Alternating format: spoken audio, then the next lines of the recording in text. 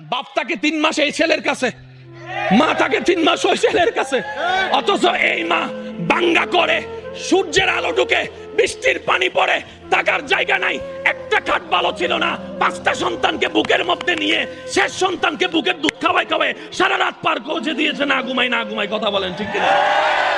একজন মা 6টা সন্তান রাখতে পারছে, 6টা ছেলে, একটা মা রাখতে পারে না, একটা মা রাখতে পারে না। এর চেয়ে বড় অবাক আমরা কি হতে পারি?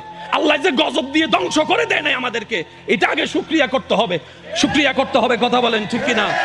আল্লাহ পাক আমাদের সবাইকে বুঝার তৌফিক দান করুক।